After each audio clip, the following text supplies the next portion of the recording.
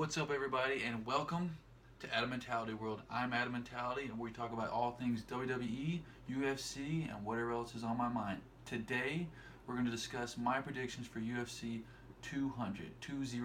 Boom, boom, boom.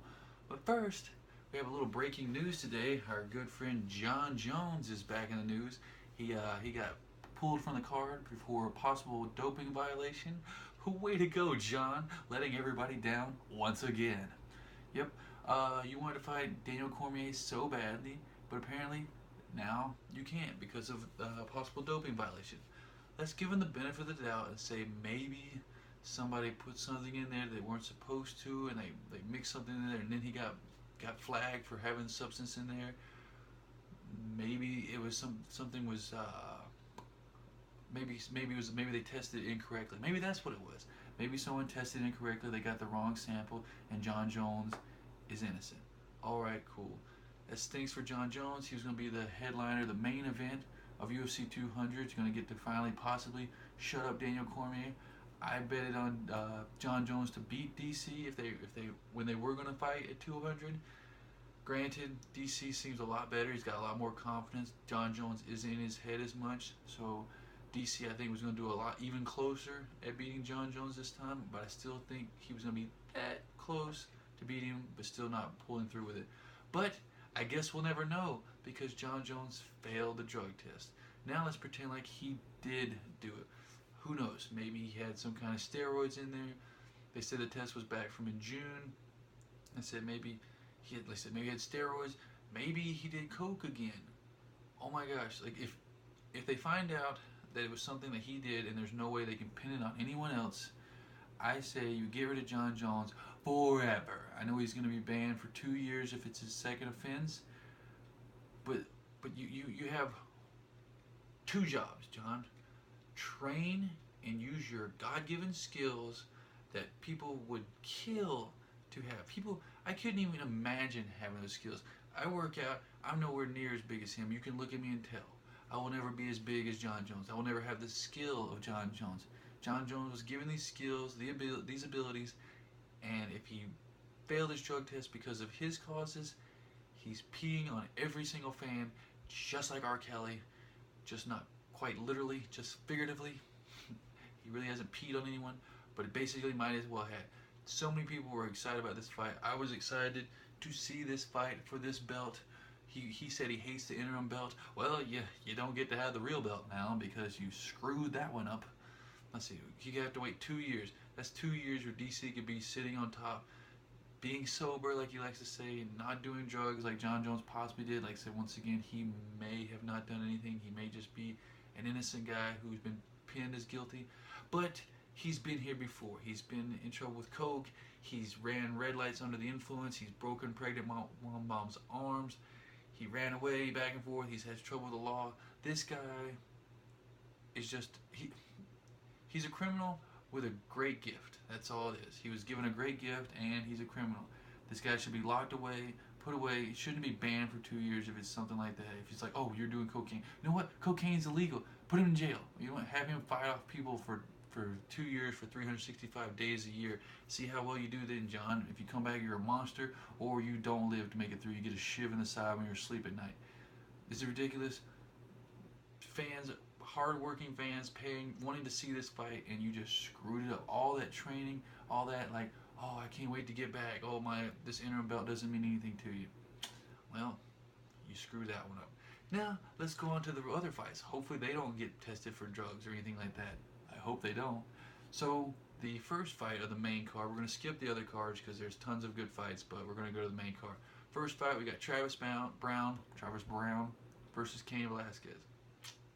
I'm going to go with Travis Browne on this one because Cain Velasquez, he's taking a lot of damage. He's always hurt all the time.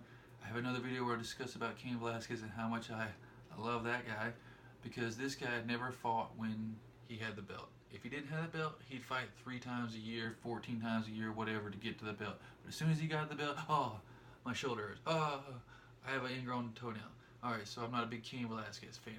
So even that aside, I still think Travis Browne is going to finish off Cain Velasquez. Next fight, you got Frankie Edgar versus Jose Aldo. Frankie Edgar has been doing a phenomenal job as of late.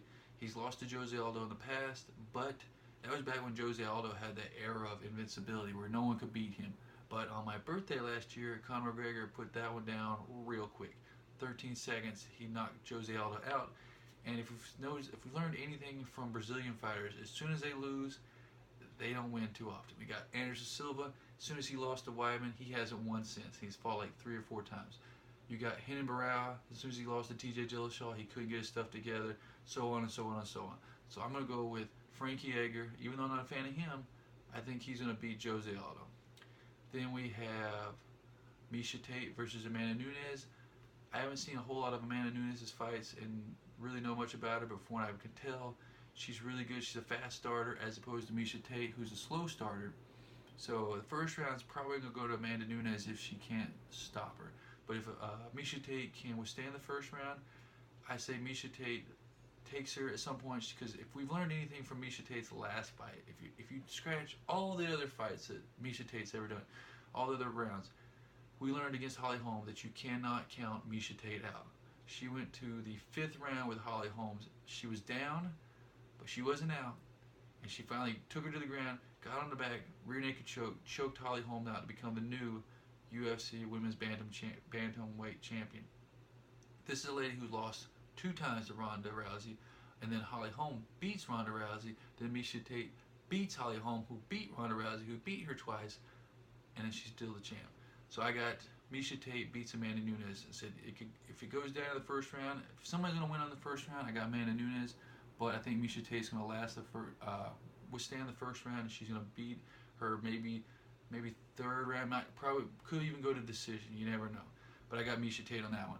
Now, for the new main event for UFC 200, you have the Beast incarnate Brock Lesnar versus Mark the Super Samoan Hunt. It's funny because Brock Lesnar was the main event at UFC 100. Now he's the main event at UFC 200. Most likely because they probably won't get another fighter for DC. He might, but who knows? He might, whatever. But if DC does not get another opponent, Brock Lesnar will be the main event at UFC 200. But even though Brock is my boy, Brock is the reason why I started watching UFC when I did. I'm sure I would have started watching it between now and when I did, but the number one reason why I started watching the UFC was because of Brock Lesnar. Big WWE fan, if you can tell in the background, all those WWE belts. He's the one that got me into UFC. It was awesome to see him fight. His first fight in the UFC, he lost to Frank Mir. He doesn't have a great record. One thing he does have is an inability to take punches.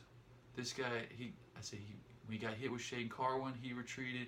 He got hit with Cain Velasquez. He was doing semi-cartwheels across the ring.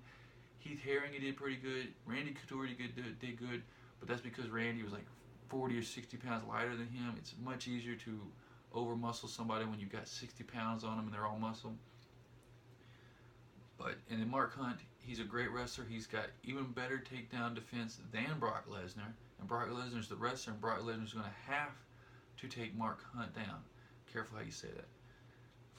But anyway, Mark Hunt, he's 5'10", Brock Lesnar's 6'3", so it's harder to take somebody down who's shorter.